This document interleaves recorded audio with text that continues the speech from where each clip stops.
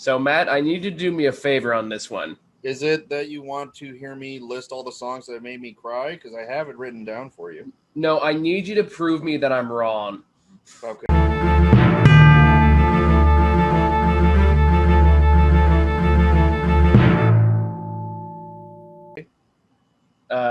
Okay. How are you wrong? How are you wrong, Michael? Well, I'm not saying that I am wrong. I need you to prove to me that I'm wrong. Okay. I did not like this movie. Really? I did not like it. I did not care for it. Okay. I mean, I can't tell you that you're wrong to have your own thoughts and feelings. True. But it's more like everyone else is praising the shit out of this thing. I'm like, what did I miss?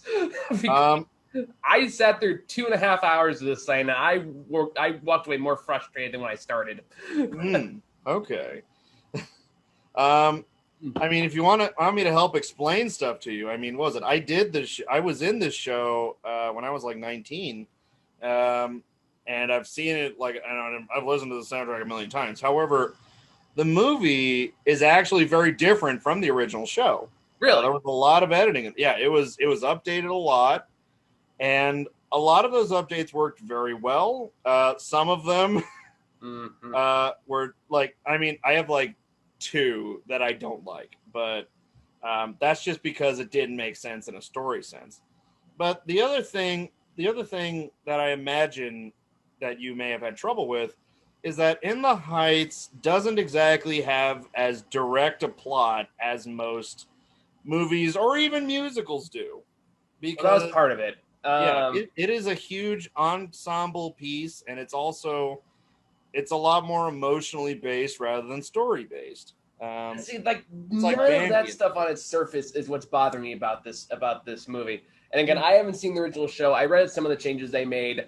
There's some larger controversy regarding the casting, which we'll talk about because I do think it's completely valid. I did hear about that.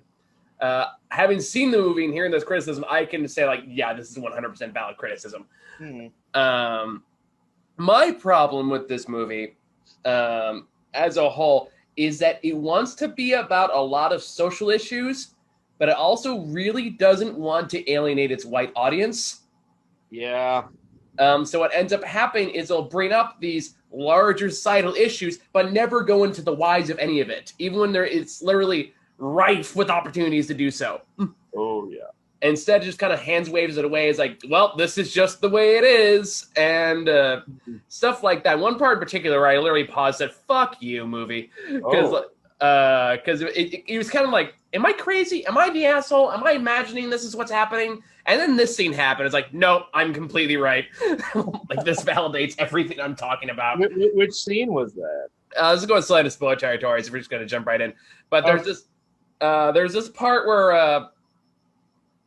Okay, I'll get to that because I don't want to go right into spoilers. Yeah, right off the bat. It's tricky because once again, it doesn't exactly have a streamlined plot. It follows a lot of characters in one particular neighborhood. But that's not inherently a bad in of itself. Absolutely. The problem is how you structure that and whether or not the characters are actually people you like. I could not give 2 shits about this. What's his name? Usnavi or whatever the hell his name is. Usnavi, yeah.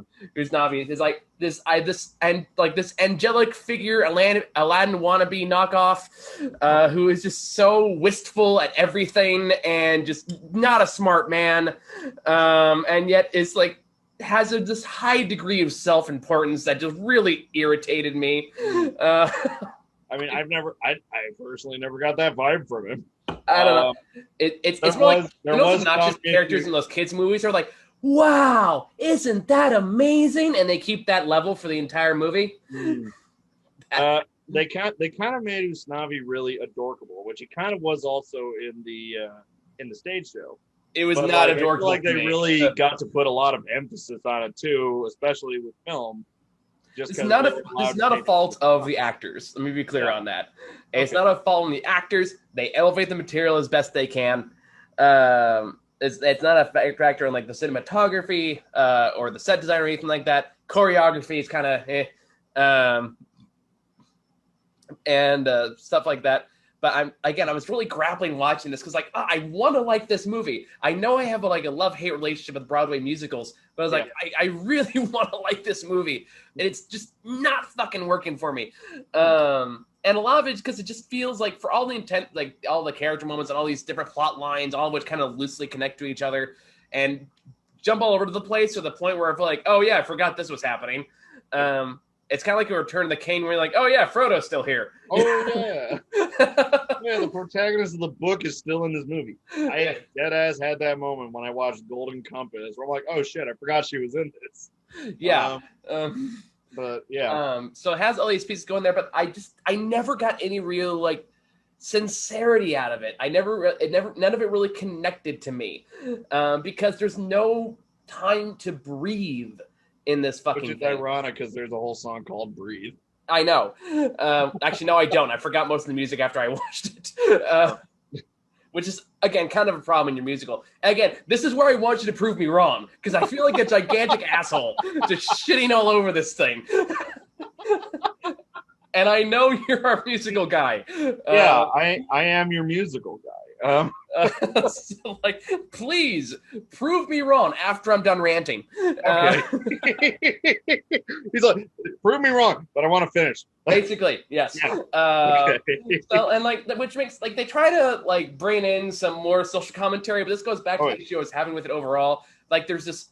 It feels so slapped on and hackneyed. It doesn't do anything with it that it feels like a pointless update. When like what they did in the original show would have worked better. Like this one I could give away early on. Like in the show, apparently, oh god, Senator. Are you talking about the movie or in the show? I'm talking in the show. What's the name of the guy in the movie? He's played by Leia's dad. The guy he's like the business owner and he sells his business because he wants to help his daughter get through. Kevin, yeah, Kevin Rosario. Kevin is originally like biased against, I think, like one of his employees, Barry, who wants to date his daughter. His name is not Barry. I thought it was Barry. Why do I think Barry? No, it isn't. It's Benny. Benny. I was close. You were close. Benny wants to date his daughter, but he doesn't allow it in the show is because he's not Latino. Yep. Which is, again, a real issue that happens situation. In this one, it's just because he's a longtime employee and he thinks that's weird. Which to me, actually, they don't even address it in the movie. No, like, it's kind of like it's another one of those hand wave things. It's interesting because it's like I actually forgot about that in the original show as I was watching the movie. Like, I mean, I was counting the things that were different, but I actually missed that one. Yeah. There was more conflict, but they changed that in the movie where it's like Benny is an old ex-boyfriend of Nina's, which I also thought was weird. But there was also some hand waving involved in that relationship as well, which I'm going to complain about on my own. But they make a lot of changes like that. That feels like it's designed to bring up these larger society issues, but not actually address any of them. Which leads to the point where it's like, again, this movie wants to have its cake and eat it too. It's like we want to bring up things like segregation and minority poverty and like immigration.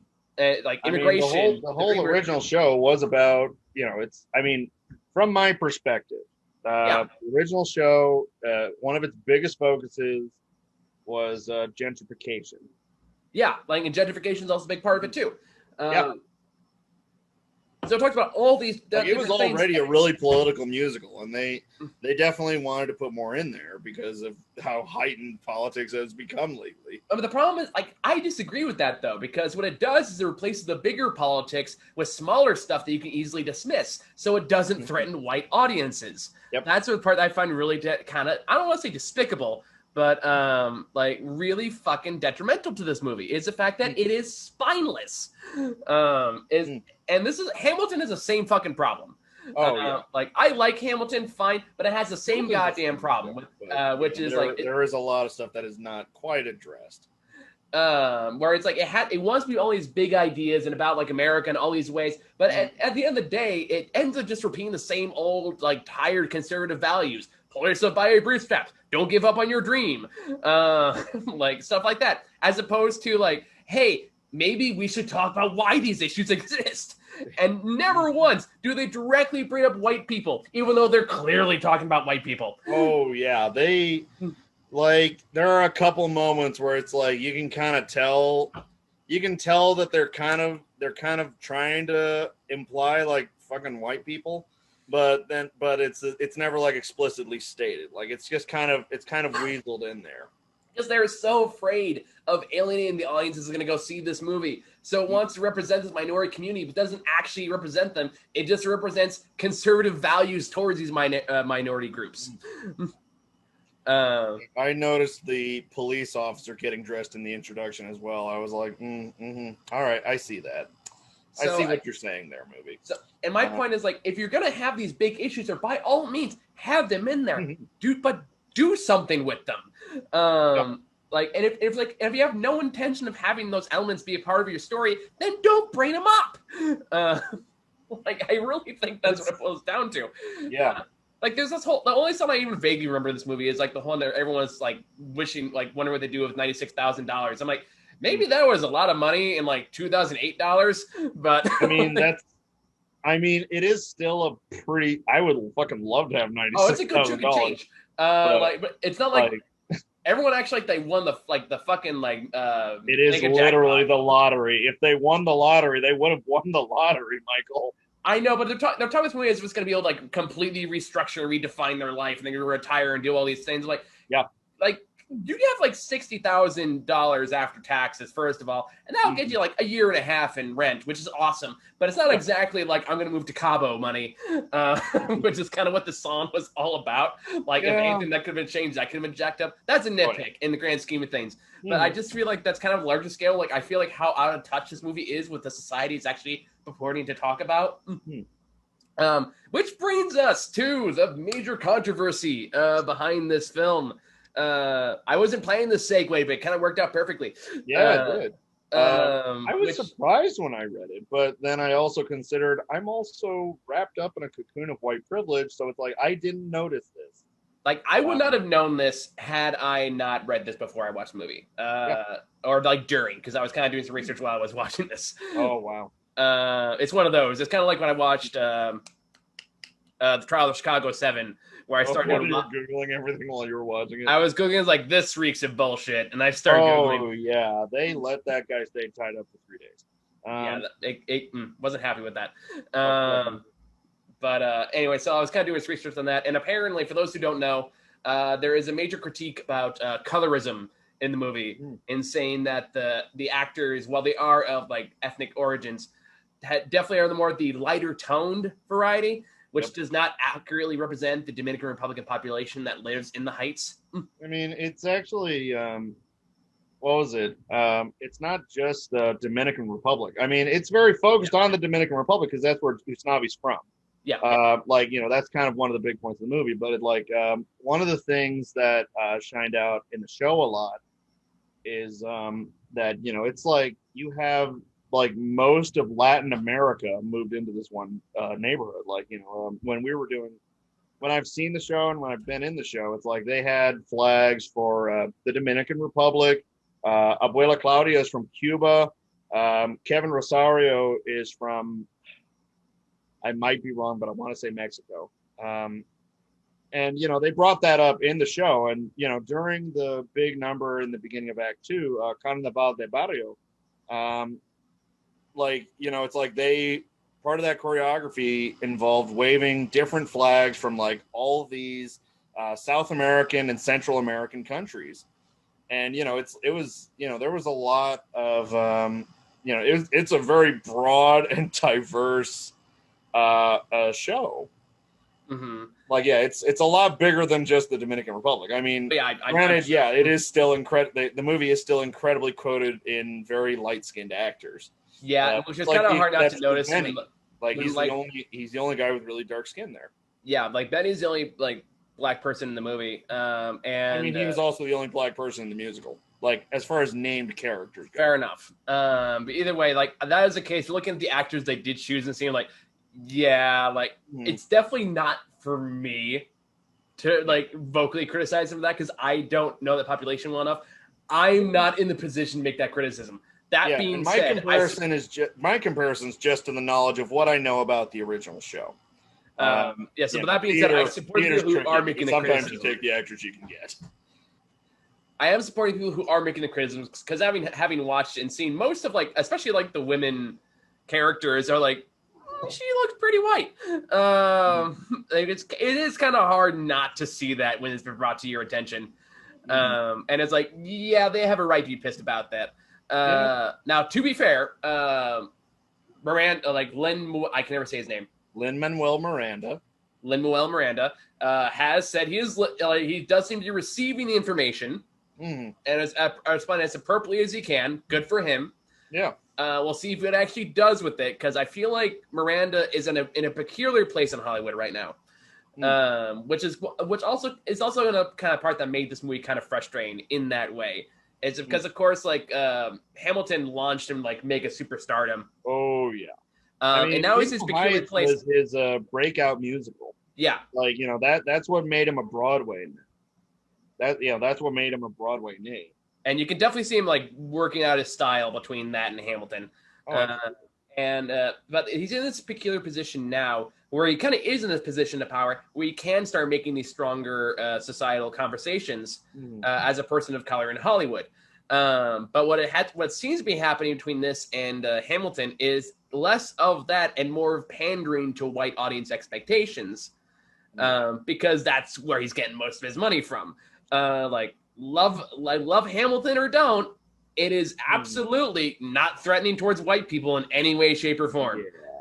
And that's a problem he's gonna need to deal with. I'll debate you a little bit on the Hamilton one, but that's just more of a specific theater thing. Like, I'm not saying Hamilton's not a big deal in terms of cast representation and stuff like that. Yeah. I'm speaking strictly in the context of the play. Oh yeah, context of the play. Yeah, Hamilton historically is pretty tame. Because never once do they bring up that Washington had like at least 100 slaves at Mount Vernon. Yeah, that he constantly kept moving states to keep. By the way, yeah. So that's my point there. Not saying he hasn't done anything for like black actors in Broadway or anything like that. He has. All the credits due there. I'm talking strictly in the stories he produces and who he's taming, like who he's molding those audiences for, those plays for. Because Hamilton, and again, at its core, is about like rah rah American patriotism, just told through just like an like African musical lens. But the context of it is absolutely like, this is your excuse to like stuff from black artists without feeling guilty by your own contribution to it. America. Basically. And by the way, if you guys are watching this and you think I'm totally off base, please let me know. I'm speaking only as much as I'm capable of knowing about this topic. Yeah. You gotta remember, we're two very white men. Yep. So I'm an angry white man, so that's even more so. What do they call like the male version of Karen? Kens? Oh God. Oh shit. I hope we're not Kens. I don't think. No, I don't think so. Okay. But I there are times I probably border on it. Usually catch myself, but I have to. I don't think you've ever yelled at anyone in the service industry, so I think that exempts you from kinship. True. The most I do is rant at a camera or friend, which seems borderline abusive when I say that out loud. Are you there? What was that? Are you there? You froze on me. Oh, I froze on. Can you see me wiggle my fingers? You're good now. Okay. But yeah, so that's the most I can get into without going into specific examples. So, Matt, prove to me that I'm an asshole. Okay, holy shit. Sorry. I didn't realize you're going to prepare an entire essay for me and have me correct you on it. To be fair, that was off the cuff. I didn't. All right. I do see what you're saying about larger societal issues. There are moments where it doesn't. I mean, here's the thing: is that a lot of the issues that they are talking, that they do like sort of add into the show, they're not easy to solve. And I know that's a really shitty excuse. I know it is. Like it's like they'll address it at face value because it's like they're not really sure how else to do so. Like for instance, the subplot about Sonny, who's like Usnavi's cousin, him being undocumented and trying to get his citizenship. when they only address him trying to get his citizenship briefly, but they do kind of mention, like, bring up throughout the show that he's undocumented, which was not in the original musical. They added that in, but they did bring out one of the harsher realities of becoming a citizen, where it's like it'll take a long time for a court to even address the issue, and it might not even go anywhere, which is like. Because you got to remember, from my perspective, like, this is what I'm seeing of it, is that none of these people are in a position of power. Like, the whole neighborhood is in a position where surviving and getting through a day is enough. And, and it's getting increasingly more and more difficult. But when you romanticize it versus actually address it, then you're not actually moving to a place where you're bringing awareness on those living conditions. You're excusing it. Also very true. Like I said, this is a tough one for me because, for one thing, I'm already very bad at debating. The other part is I didn't realize I had to make you look like less of an asshole. That's like, it's okay. Man. If it's too much for you, those Sisyphusian tasks. I can push this boulder up a hill real quick. No. I'm sorry for putting you in that position. But I'm trying to think of part. It's. If we're getting into more spoilers here, I can tell you the part in particular that really pissed me off. Yeah, let's talk about that. So, spoilers from here on out, guys. Be warned. So, speaking of Sonny, a few issues, actually a lot of issues on him. Let's start with him and the immigration thing. Three major problems with that. Okay. One, the whole thing with the dreamer thing, totally tacked on, really forced. Yeah, clearly did not belong there. Two, Sonny's big, like, oh, I'm down because I'm undocumented. Was when he said undocumented people can't go to college. That's not true. That is very not true. I went to college with a guy who was undocumented, and it's not true in New York, which made that even weirder to bring that up.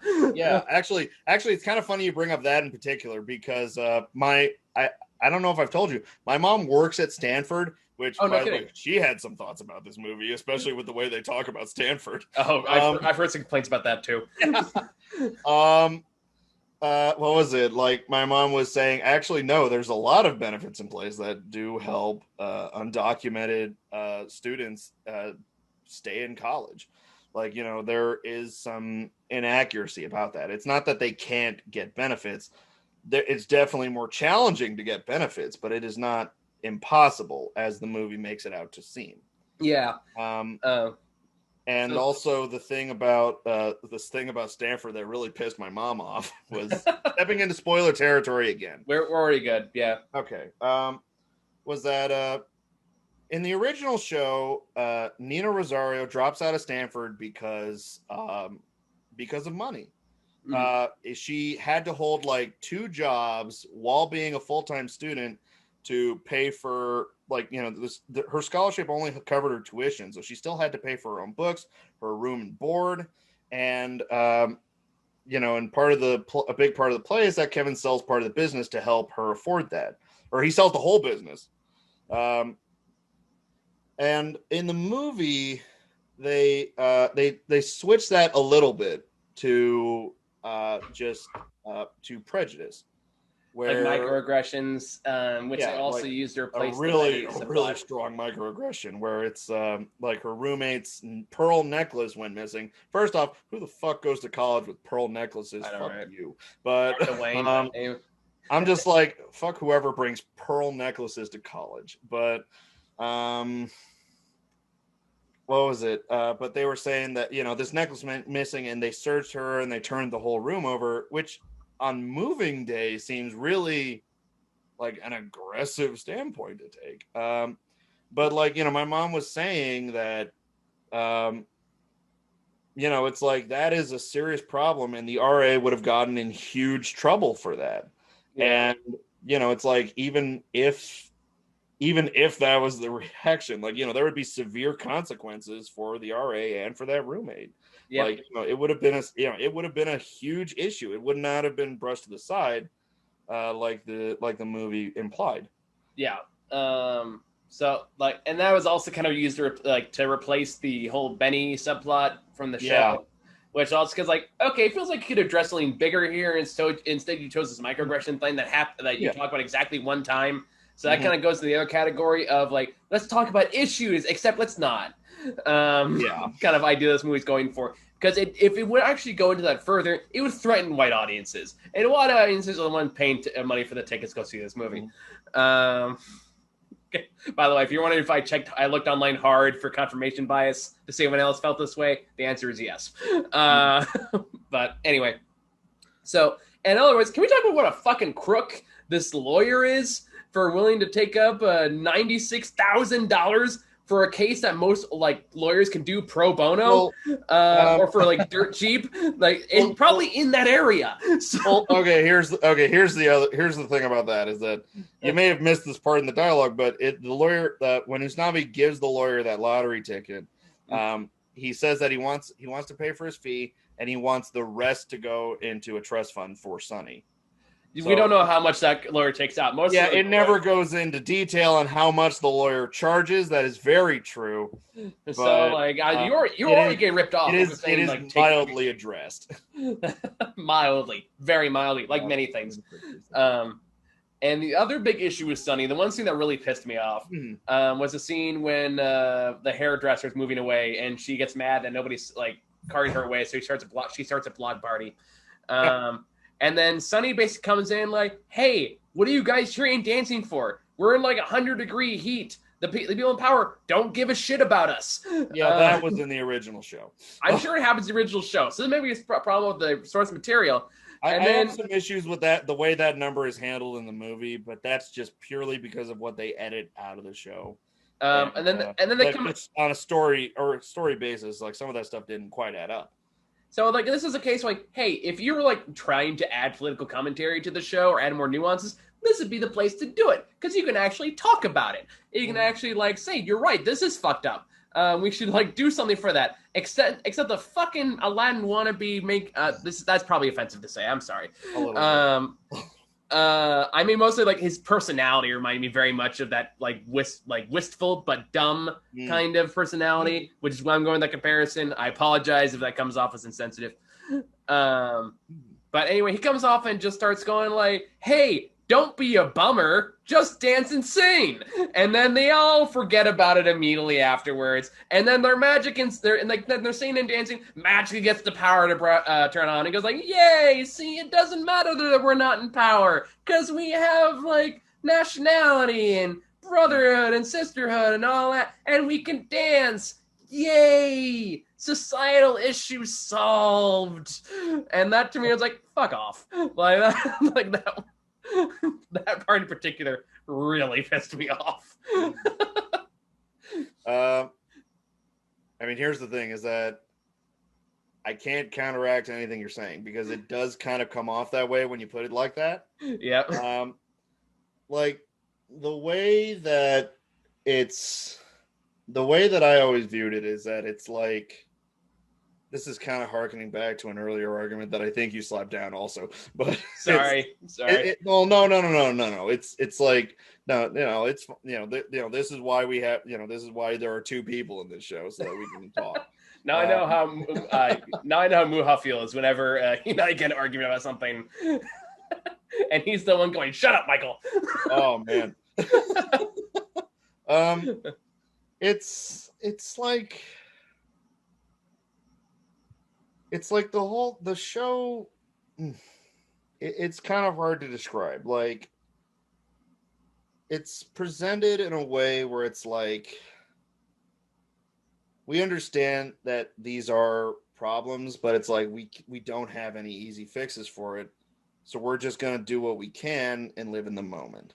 And I know that's not a good counter argument for, essentially what you described. I know it's not. But even if they were to go that direction, like if that's what they want to do, okay, fine. Yeah. But they still have to make some kind of statement about that. Oh, absolutely. But instead, it really doesn't. It chickens out every chance it gets. It kind of did in the show too. I'm not saying it's strictly fault of the movie. Like I'm blaming the play as a whole for this, not just the film.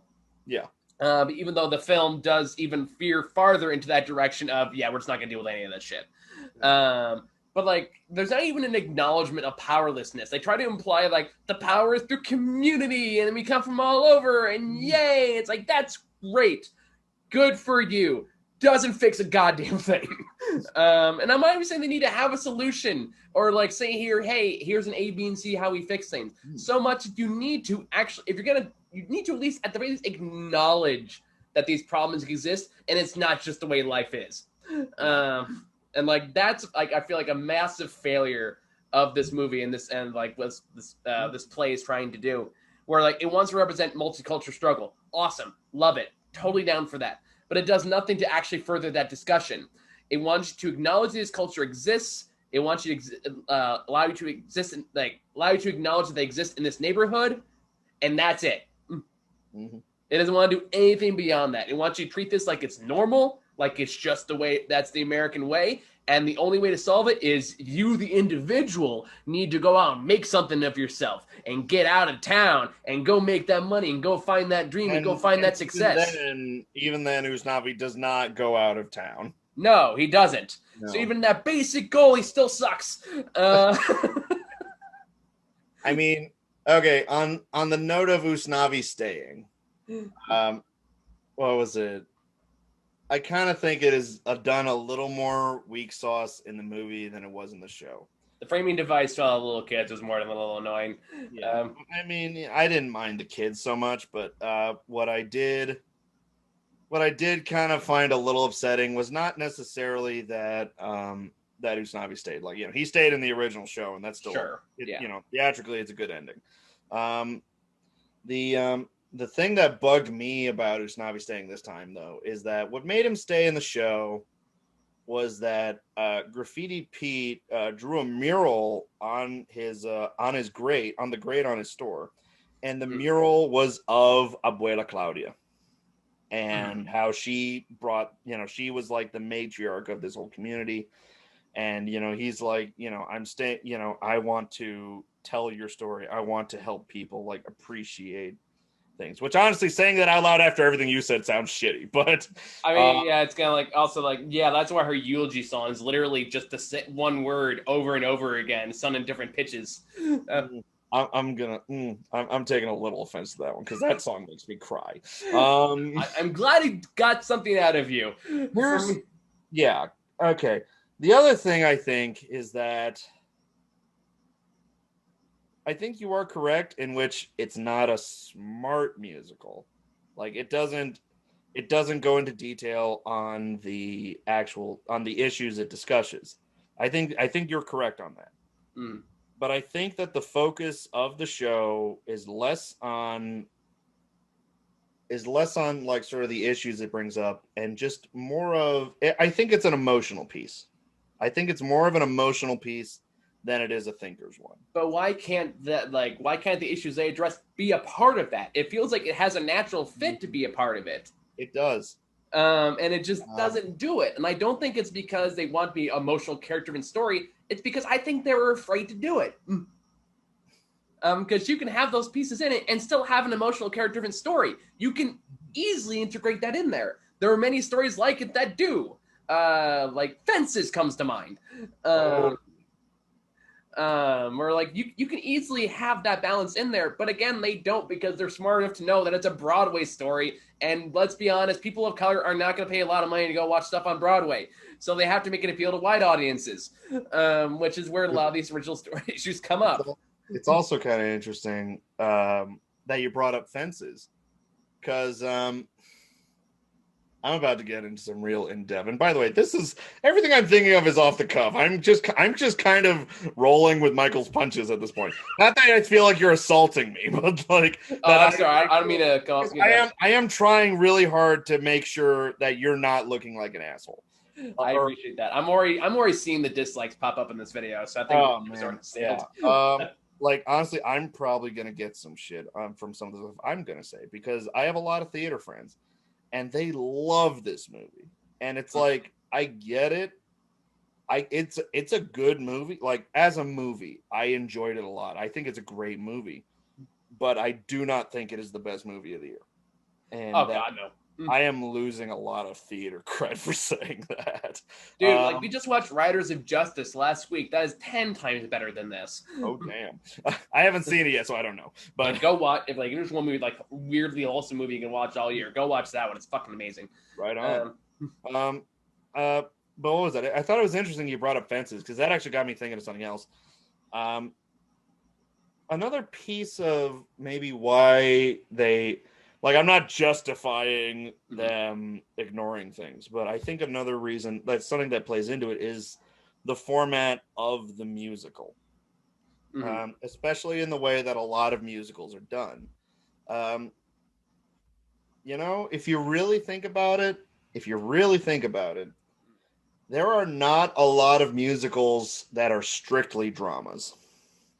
A lot of music, like, the thing is about musicals is that a lot of them are very larger than life. A lot of them are very fun and excuse me.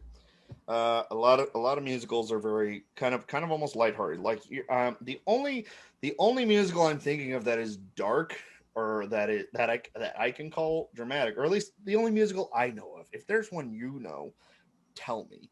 The only musicals I can think of that are like dark and kind of dramatic are musicals like Rent or Spring Awakening, and I guess technically Jekyll and Hyde, just because it's a very dark show and there's a lot of murder in it. But really, like Phantom of the really Opera, the best example of those is Spring Awakening, which is the way I like to describe Spring Awakening to people, is that it's like a musical for people who thought Rent was too cheerful.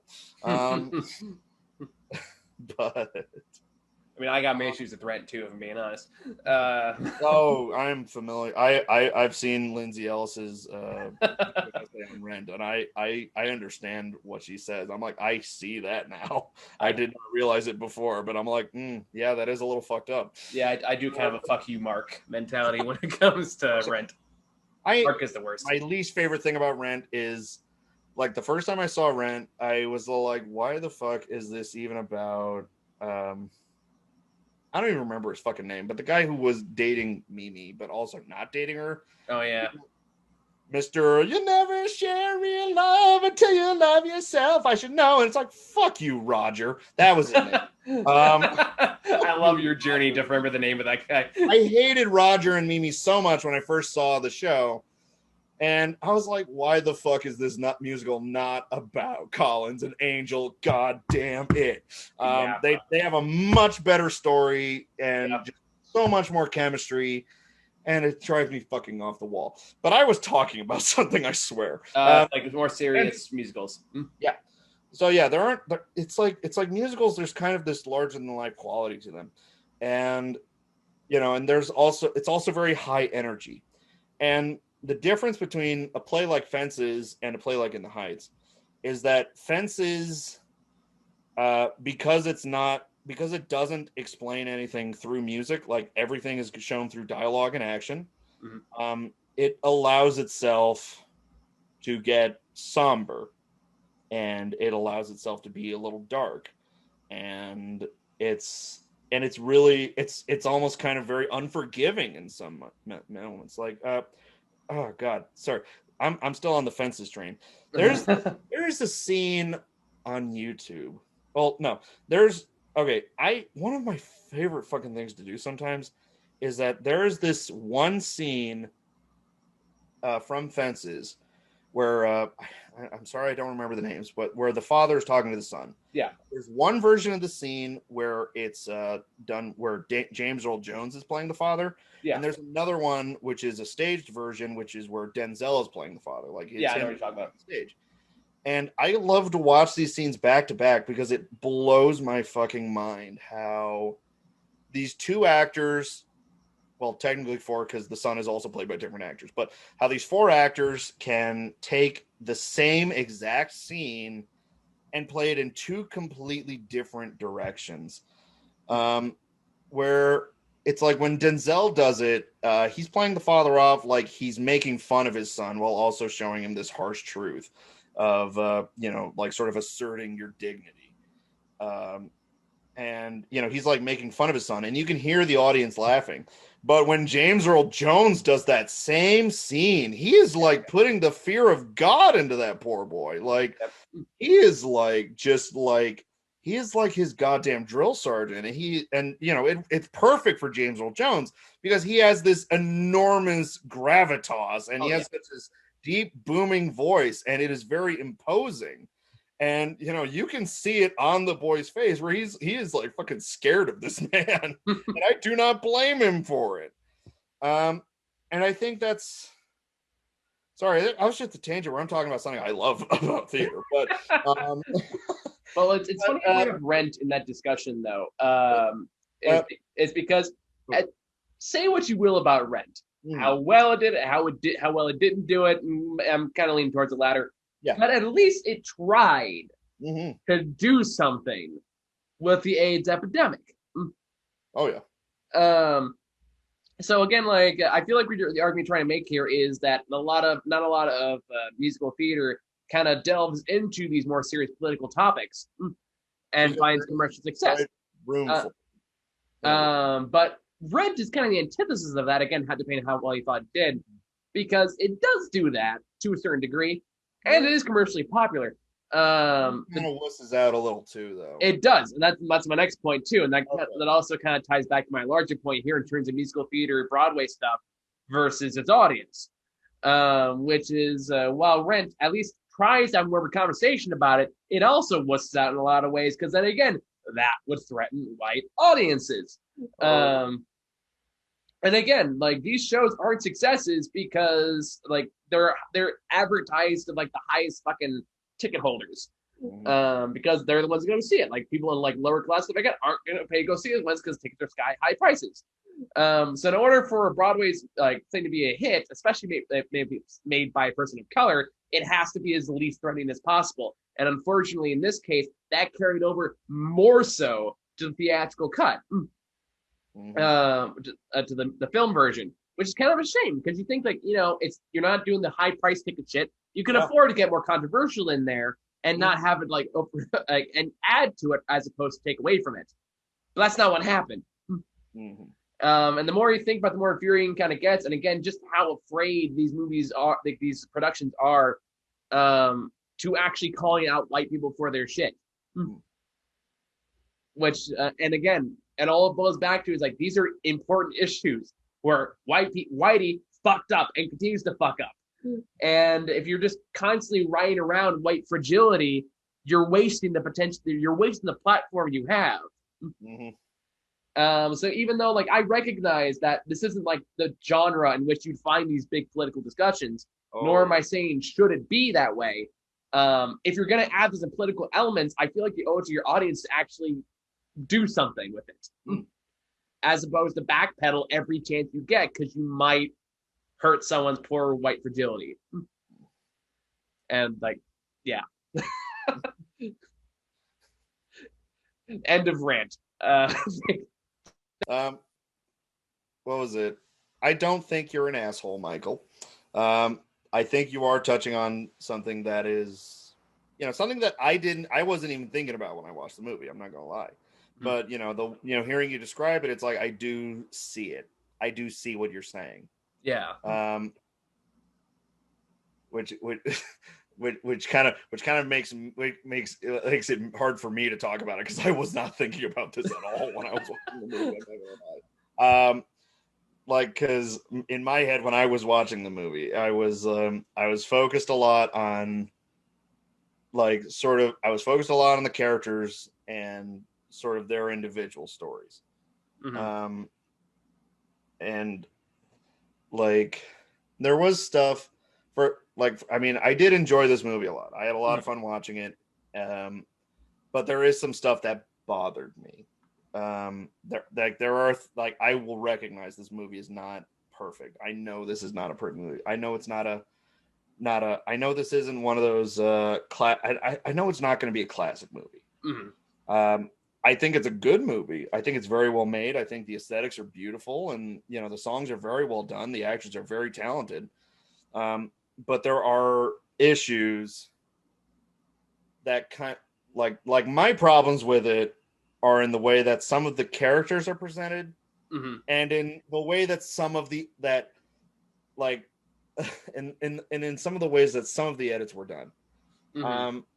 One of the things that bothered me a lot, like the thing that bothered me the most, is this is a very small moment, but I kind of kept thinking about it as the movie kept going on, because of the way that it is, like, and how you said it, it's hand waved, where it happens during the blackout number, which was very different from the way they did in the show when the I musical. believe it. I had some issues with that too, where it's like, yeah, like in the musical, blackout was like fucking holy shit. Like, people were flipping out, like, places were getting robbed, and it's like I get why they wanted to change that to be more like kind of positive, and because they didn't want to demonize this neighborhood, but or at least that's what I thought it was.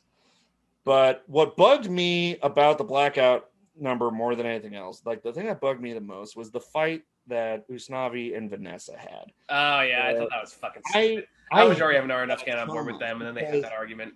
Yeah, because it's like Vanessa says, "Hey, I'm fucking scared. It's the middle of the city, and everything, and all the lights are out, and you fucking abandoned me." And it's like, I get that. I feel like that's a legitimate grievance for Vanessa. I feel like she has a right to be upset about that. And then we didn't get to dance. I mean, and yes, and it's like, and Usnavi, for some fucking reason that I don't understand at all, like, it feels like it goes entirely against, like, sort of the character they set up for him. He starts blaming her because she was dancing with a bunch of other guys. But what doesn't make any sense to me is that he gave her permission in the song before. She says, like, a guy asked her to dance, and she says, "Oh, no, thanks." And he's all like, "All right, that's cool." And I'm like, "That's why great." This is me why I don't like this guy. And then Usnavi's like, I mean, hey, if you want to dance with that guy, you can. And she's like, "Are you sure?" And he's like, "Yeah, go ahead." And I'm all like, okay, that's a weird thing to say to a girl you're on a date with. And then you don't, if you give someone permission to do something, if you say it's okay for her to dance with someone else, you can't get mad at her for dancing with other people. You've already set a precedent, Usnavi, and you can't get pissy about that. And it pissed me off even more because later in the movie, it's almost hand waved. Usnavi never apologizes, and that annoys the shit out of me. It really does. It's very interesting to bring that up, because I think that also made it click for me why I don't like this character is because he has all the trademark this isn't like explicitly made in the movie, so this is purely my own interpretation. He has all the trademark elements of an entitled nice guy. They did weasel that in there. That's why I hated that so much too. And that's probably why I hated him as a character, because it's like, I have a dream and I'm gonna get that dream, and I like nobody else is more important than my dream and stuff like that, except this woman I like, who I'm gonna act awkward and everyone's gonna help me get the date with her with like no effort of my own. And then when I go there really awkward and nervous, I'm still expecting her to want to go out with me again anyway. And I'm never gonna apologize for my shitty behavior.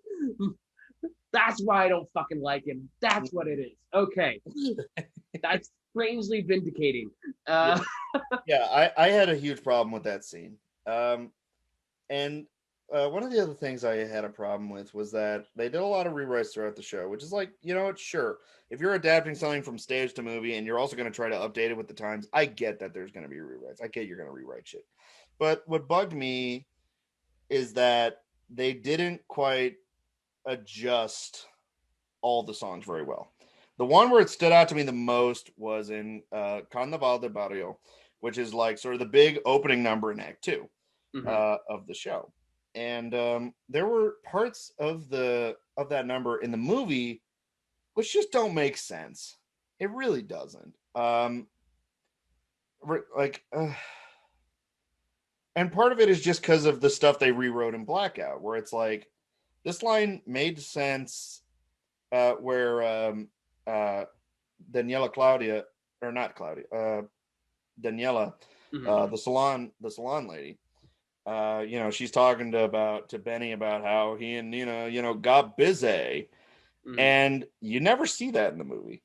That never came up. That was never, in fact, it actually, the movie this fucking movie where it shows during the blackout number in the show, that segment made sense because it's like, Benny and Nina got separated during the blackout, and then they came together. They ended Act 1 on a kiss, and then the next, the beginning of Act 2 is a number they share together, which was cut from the movie, called Sunrise, where they kind of step out onto the fire escape, and it's like they do that thing where Nina's just wearing a shirt, and so that automatically means they had sex, and of course, yeah. What else can you interpret from that? And they have this really tender moment with each other where, she was like teaching him Spanish, because that was something else that was brought up earlier in the musical, is that Benny works with a lot of people who speak Spanish, but he doesn't speak Spanish and he has trouble communicating with them, which is difficult, especially over a radio dispatch. But where she's teaching him Spanish and they have this very tender moment. And then, it's brought up later because, Daniela is like sort of the rumor mill of the neighborhood. She knows everything that's going on. And so, it's like, of course it reaches her. But in the movie, it just doesn't really even make any sense because you don't even see Benny together with Nina after the blackout. No. And it really perplexed me. I was like, why did you keep that in there if you weren't going to have any actual buildup for it? Benny has apparently, between like the changes made from the stage to the movie, it's a very weird place in this. Yeah. Even like the way conclusion of his story, where he and the girl like admit their feelings for each other. They have this whole dance sequence on the side of a building, and then the very next scene is like, and then she went off to the train station alone because she didn't want anyone to be there. She wanted to take a step on her own, and that's it. Weird. Yeah, that's the end of that storyline. Benny's just gone from the rest of the movie. I mean, to be fair, that is what happens in the show too, but not specifically that she goes there alone. I don't know why they threw that in there, but what kind of cake? It's vanilla cake with cheesecake filling. Oh yes, please, thank you. Sorry, my cousin walked in. I want cake too. Can we get Michael cake too? Sure. Okay. Get a driver. And by there. That's the condition, Michael. You have to visit. Oh, well, it's hot.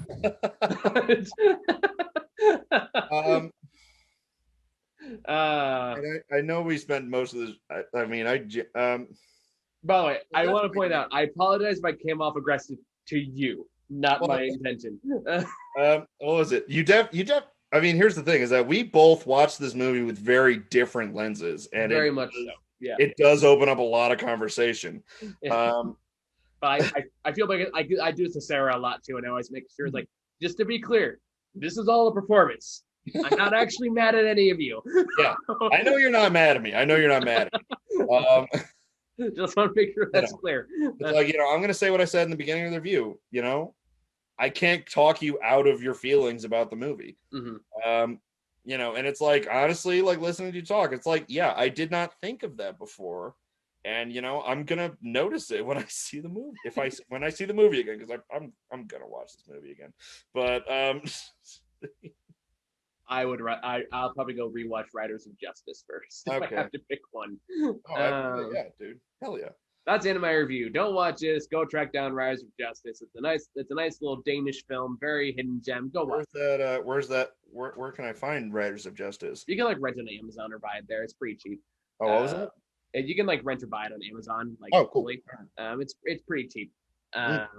It's well worth it. It's well worth your time. It has Mad Mikkelsen. It's great. Mm-hmm.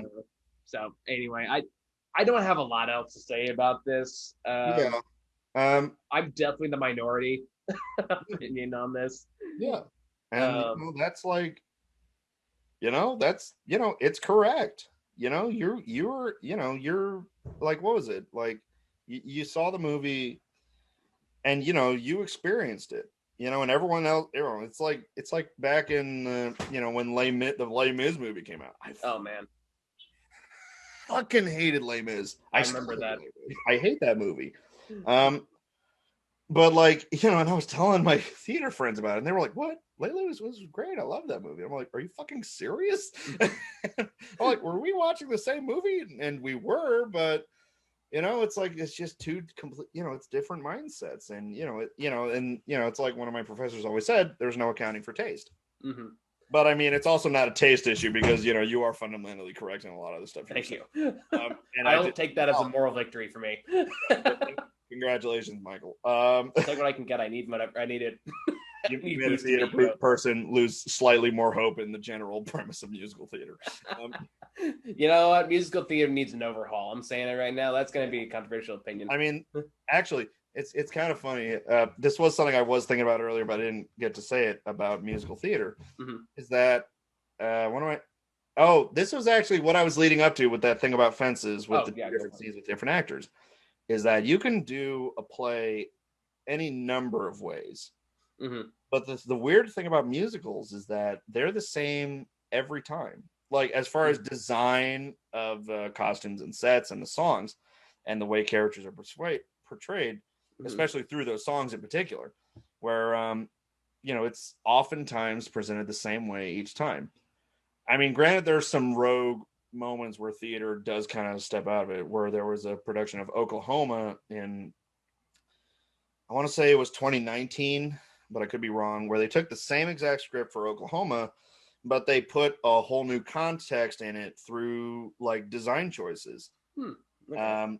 And that was ballsy for him, especially with the way I heard they described Judd's death, which in my opinion was really fucked up. Especially because I played Judd Fry, but in high school. But it's interesting because there is this weird uniformity in the way that musicals are done. It's like it's like if you've seen a production of Little Shop of Horrors, if you watch two productions of Little Shop of Horrors, for instance, or two productions of In the Heights, let's keep it on task. Okay.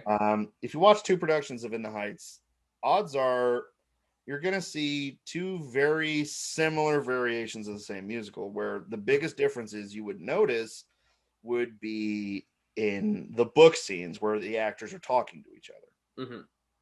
That would be like the biggest thing you'd be able to spot. I mean, obviously people are going to say, well, person in cast A was a better singer than person in cast B. Of course. Yeah. I do that all the time, but natural. Yeah. But it's like, it's never about the way the show is presented itself, rather of the quality of the presentation. So it's interesting. There is this weird sameness factor in musical theater where it's like, things are always done, often done the same way. Whereas if you look at like a Shakespeare play, like I have seen Midsummer Night's Dream twice. I've seen the play twice, and I was in it once. And they were three completely different shows with the same exact script. So you can't do that with film. Obviously. Yeah, you can't do that with film, fucking obviously. But yeah, it's there is like an odd uniformity to musical theater. Yeah, I mean, I think that's always been the case, especially like you go depending on the decade, especially the decade. Yeah, you can definitely see a lot of the same rhythms and patterns and song types and all these things, and like it's starting to morph into a different direction, but at the same time, it's also not changing the fundamental core, which maybe it needs to start doing that, which is of actively challenging the audience more. And I like, granted, I'm not the biggest musical theater person, so I'm speaking like I enjoy them for what they are. I have a lot of respect for them. I don't go out of my way to see them. Like that's kind of how I view musical theaters productions. At the same time, it's like you can only do so many musicals about like baseball players. Yeah. Before you need to like, okay, clear. Those damn Yankees. Yeah, that was the show I was in. You have like Hamilton's kind of a good example of it because it's like, okay, it feels like it's trying to push barriers, right? Pushing forward in terms of casting and song designs. But at the same time, it's still very comfortably in that protect the audience niche. Yeah. And maybe that's what needs to start shifting. Now, granted, it'd be very hard to make a play like that succeed for that very reason. Oh, yeah. But I do think that is what needs to start happening, not just in like in all forms of entertainment, really. This is where I go into like a larger societal tangent, where it's like I feel like stories like this have a lot of great potential to be really deep, meaningful, and impactful, but you can't do that if you're trying to protect white fragility. You just can't. Like you can't have it's like kind of one of those things where it's like, you look at a show and it's like, it's not just like sort of the contents of the show, but like what, like, the way it's also produced. Like part of what shows become successful and which ones don't, it also depends on producers. Like there's also a big money element to Broadway. Yeah, I mean, like that's definitely why they're afraid to go beyond the safe grounds. Yeah, exactly. That's also why a lot of newer musicals are based on like other properties, like other movies and TV shows and stuff. Because like there is that. It's like there's also a huge money element behind it as well. Oh yeah, like I said, like Broadway is specifically designed for higher elite paying ticket holders, and they're terrified of alienating that audience, which is why Hamilton, despite having an all black cast and have like a hip hop soundtrack, well, it's not all black, but carry on, mostly black, is largely about how great America is, and for that same reason, that allows rich white audience to go like, oh, we're challenging the status quo, but they're not really. At least not in the context of the story. Production-wise, sure, but and that's not nothing. But it needs to go beyond that. It needs to really start pushing those boundaries and really making audiences question what they think and believe through a different lens. And I'm going to say musical theater, if it's done well, if it's done constructively, it can't have the same power that comedy does, which is if you do your job right and you know what the fuck you're doing, you can put the audience in a state of disarmament so you can sneak those messages in there. Because, like, again, through that same design of joyful cheerfulness and high energy stuff like that, you can easily do that if you know what you're doing. It is hard to market that successfully, but it can be done. And I guess I'm just getting fed up with these kind of stories that pretend to be about something that it really isn't about. And I want to see it push in a larger direction. I don't think I'm going to get my way on that, but that's what I want to see. Yeah. That's not how I imagine ending this video, but do you have anything else? I mean, should I tell a joke to try to reel people back in at the last second, or like? I feel like I've already lost. We've been talking for like an hour, so I think I already lost people. For songs in the movie that made me cry, there's nothing wrong with that. Like, let me be clear on that. If this movie did it for you, sorry, I'll let you get your list in a second. I saw your stuff. Was like, oh shit, I interrupted you again. My bad. The last point. Swear to God, no, I don't. Knock on wood. But anyway, is like if this movie personally affected you, if you got a lot of emotional stuff out of this movie, if like, I mean this with all sincerity, good for you. But I'm glad you've got something out of this. I'm glad I had the emotional impact for you. For me, it just wasn't enough.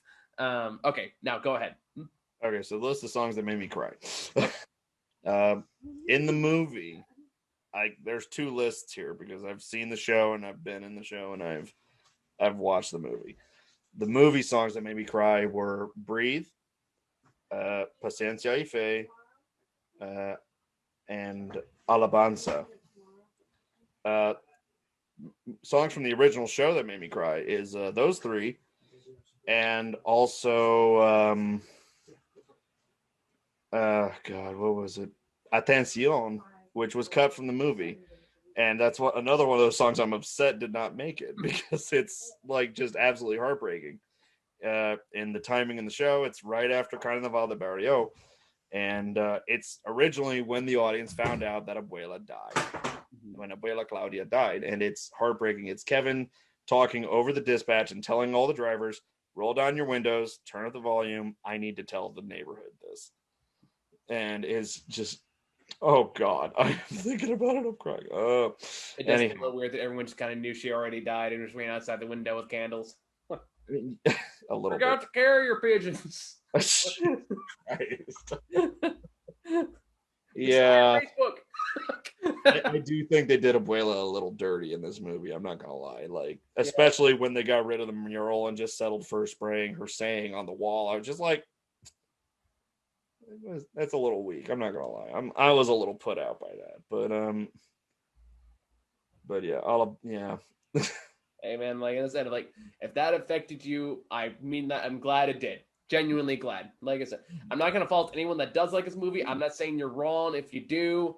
Yeah, no one's a bad person for liking this movie. No, and I'm not gonna. And no I'm not one's gonna a try bad to person for disliking this movie either.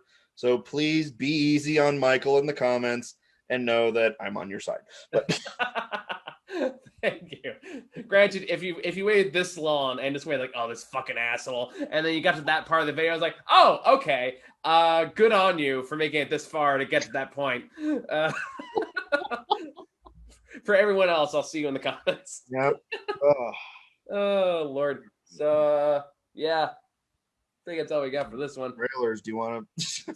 I think I'm still gonna watch Peter Rabbit 2 this weekend. Well, let's review Inside by Bo Burnham. Thought about it. Right. See, if you want to talk about a musical that subverts its own genre, that is Inside right there. But that's a topic for another day. All so I think it's all we got, guys. Thank you all for watching. See you later. Bye.